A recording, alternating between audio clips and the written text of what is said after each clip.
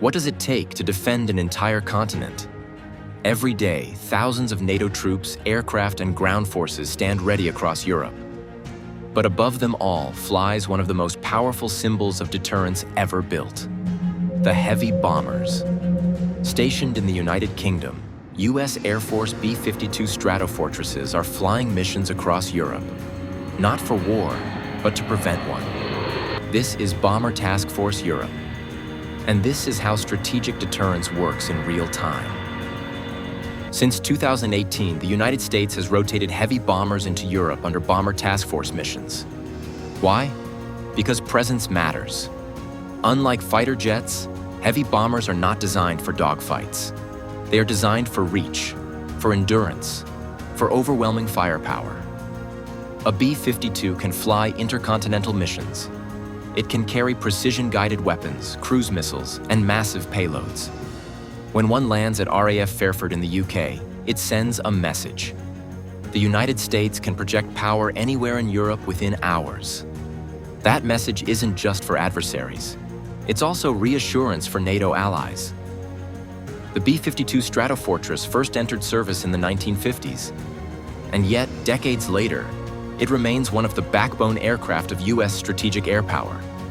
Nicknamed the Buff, big, ugly fat fella, it may not be sleek, but it is reliable. It has 8 engines, a massive wingspan, and the ability to stay airborne for extremely long durations. In many cases, missions can begin in the United States and strike targets across the globe.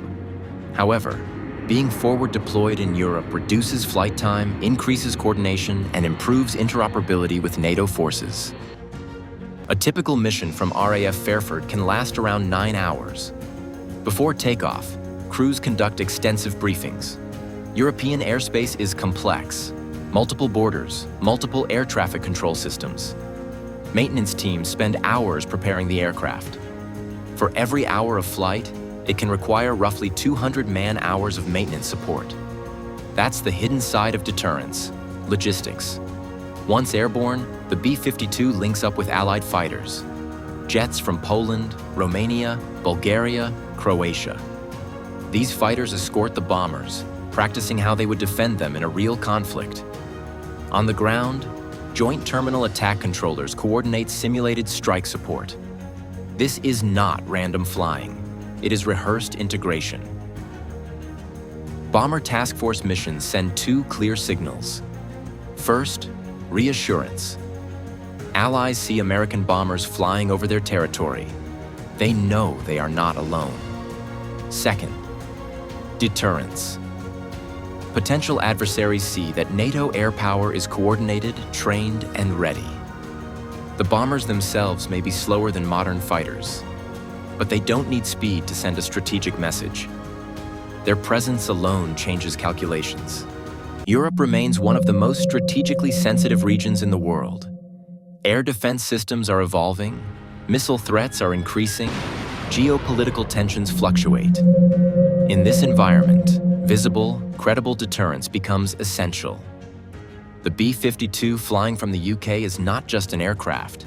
It is a signal of commitment, a reminder that NATO's strength lies not only in technology, but in coordination. The heavy bombers may not look modern, but their mission is timeless. Prevent conflict through strength, reassure allies through presence, and remind the world that strategic air power still matters.